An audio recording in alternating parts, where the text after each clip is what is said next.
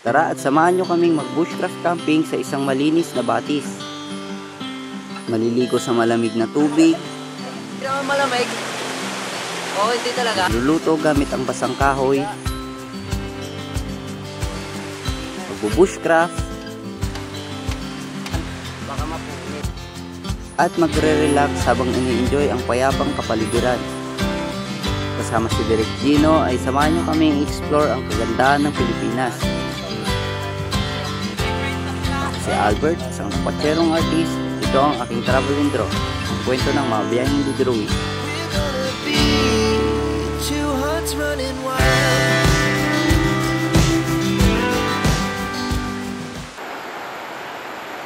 Kumusta kayong lahat? Welcome sa panibagong episode. At nandito tayo ngayon sa Maliko. Dito tayo mag-aanap ng rose spot ngayon para mag-camping. Kasama natin ngayon si Kuya Direk Gino. Ito sana yung spot na pupwestuhan namin, kaso walang tubig itong stream dito, kaya hanap kami ng iba.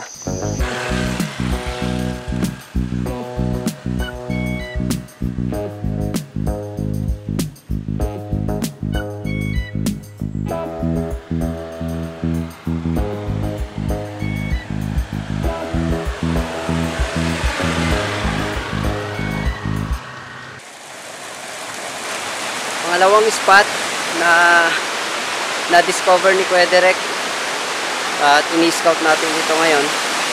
Baka dito na tayo pumesto. Nga lang, hindi pwedeng isama yung motor. Sa bungat lang yung motor.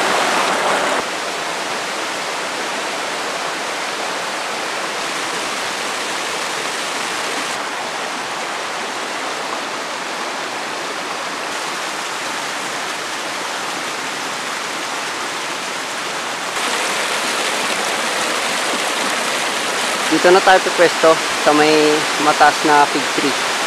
Dito tayo sa tabi ng stream. Pagsasabit na tayo ng tarp at mukhang uulan na naman. Dumilim eh. Magbabadya na naman yung ulan.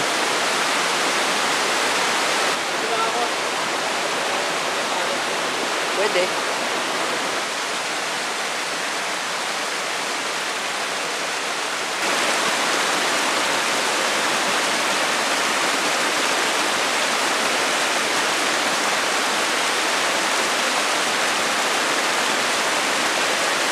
Yun, okay na yung ating tarp.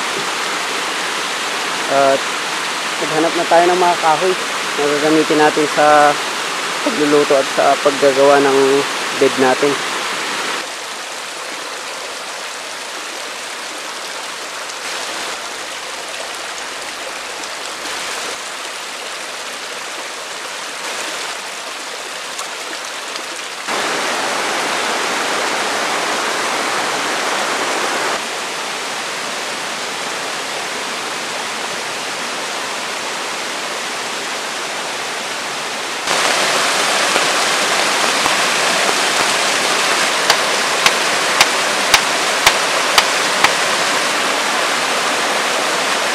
Okay na yung ating higaan.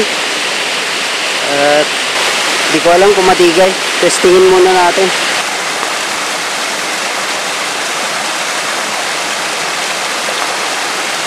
Subukan nating lagariin itong kahoy na nahanap ko dun sa gubat. Baka sakaling mapapoy natin. Kasi medyo magaan siya eh.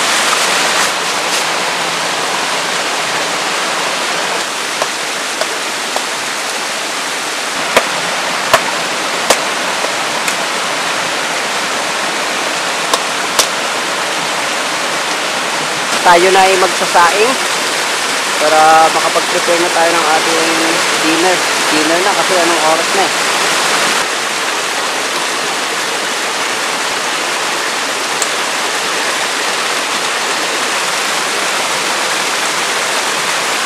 Yan, dito na tayo magsaing.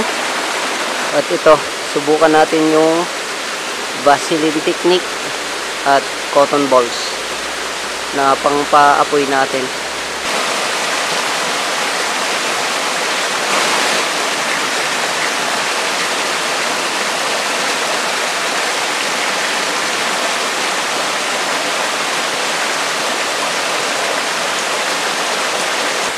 Yan na yung ating siga. Ang bilis niya palang makakuha ng apoy.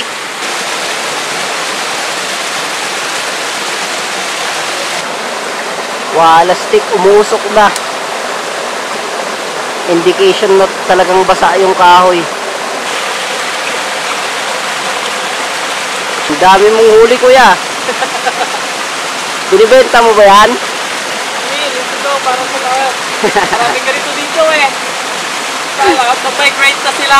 Oh. Yun, umapoy din. Sarap sa feeling. Ayan o.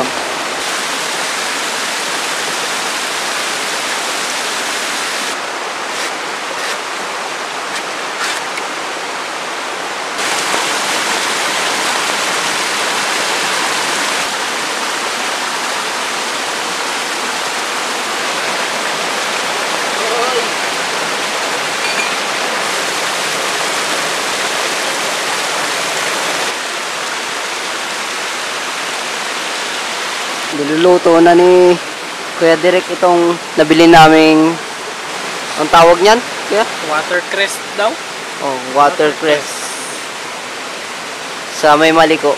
Curious kasi kami kung anong lasa kaya bumili kami.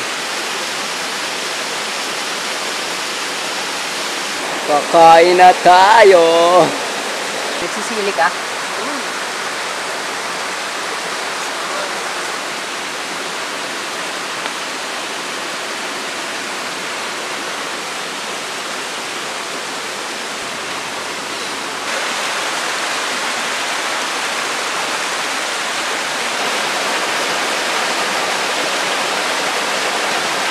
Sanay na kayo sa ganyang daan.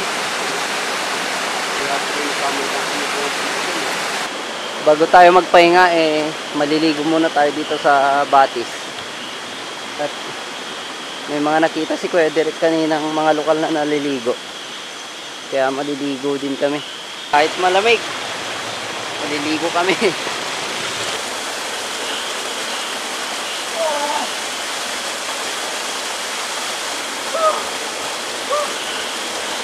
Ay, 12 hours challenge to.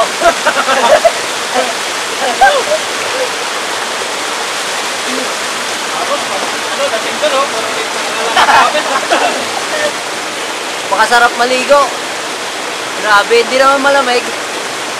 Oo, hindi talaga. Sakto lang. Diba, Kuya Derek? Sakto lang. Dito na tayo magbanlaw sa may hose para at least ito nasasala yung tubig na lumalabas.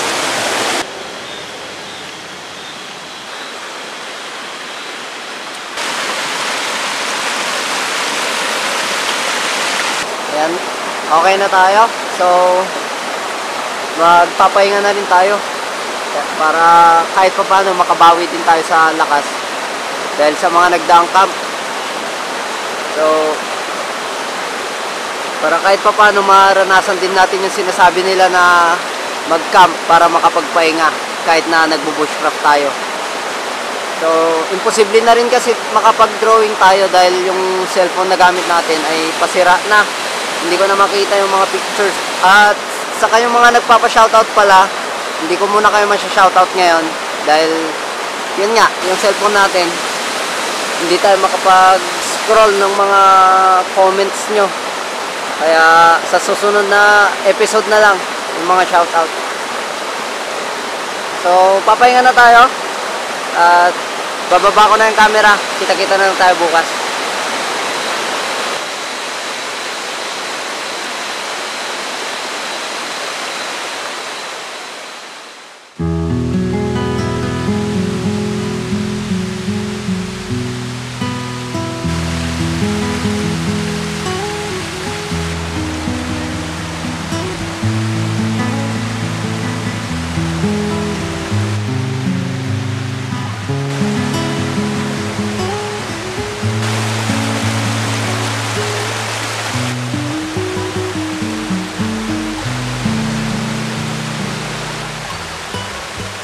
Good morning guys.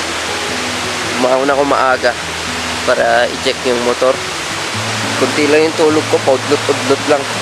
Pero okay naman.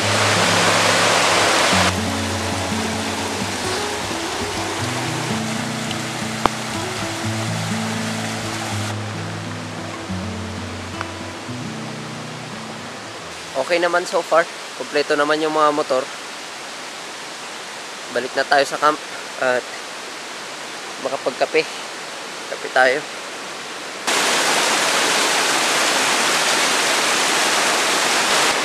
Ayan, magsiga na tayo para makapagluto tayo ng almusal. Magkakape din tayo. Hindi pa tayo nagkakape eh.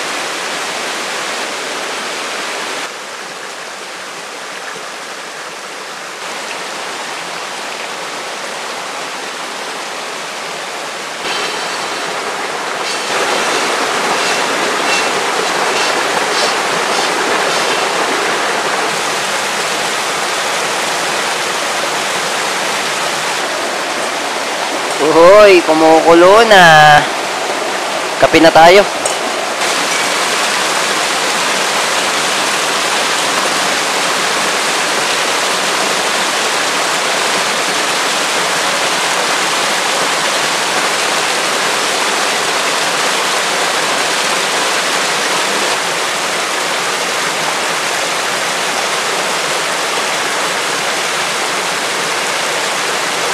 Okay, magsasayang na tayo ng ating almusal. Magkakanin tayo, tapos nilagang talong at saka okra na lang para sa ulam.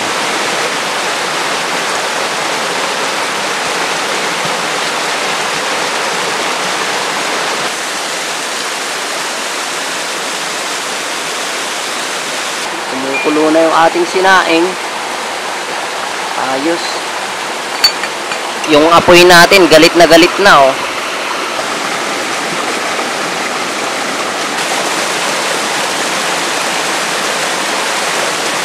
Ihawin na lang natin yung okra. Mas masarap yung okra pag naihaw eh, kaysa nilaga.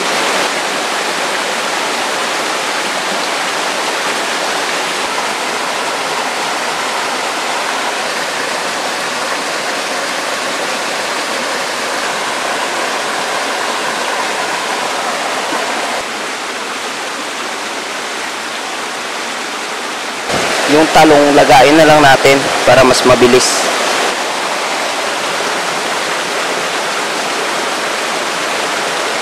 Habang inaantay nating malaga yung niluluto natin, ay maghanap tayo ng pwedeng maggawing plato.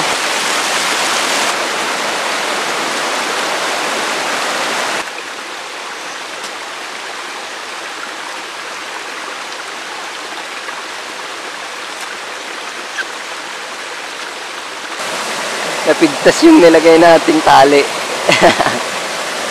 Pero tuloy pa rin ng luto.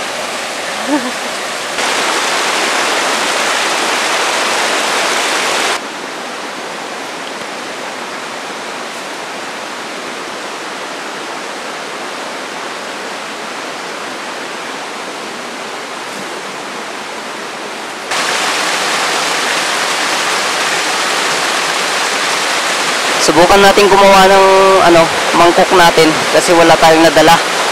Gamitin na natin itong nakuha nating daon ng saging.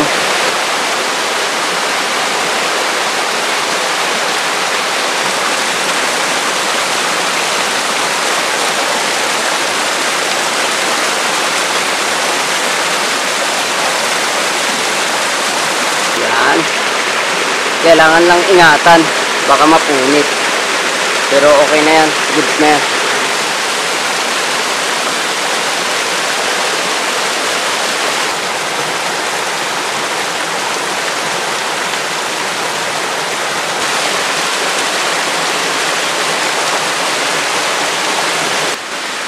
Kain na tayo ng almusal para may lakas tayo sa pagbiyahe ulit pa uwi.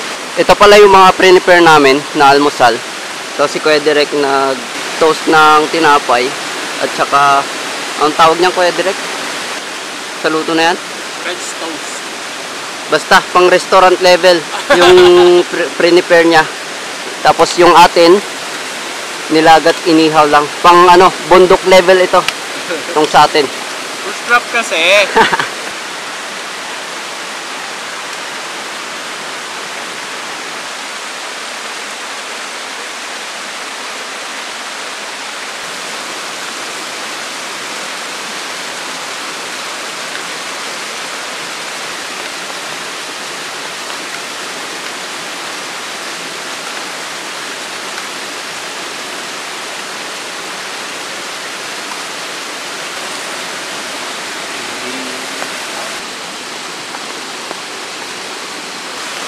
Tikman natin tong toasted bread ni Kuya Derek. Meron din siyang hanyo.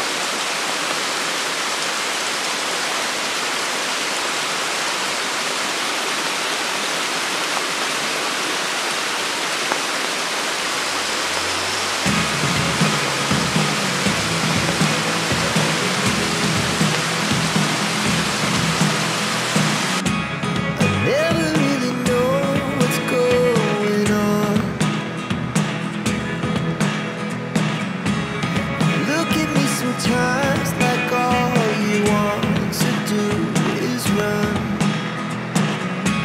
Hear me out, hear me out. It's all the things you never show. There are the things. Ayan, okay na lahat. Naligpit na natin. Nalinis na rin natin itong ating pwesto. Okay, uwi na tayo. Let's go home.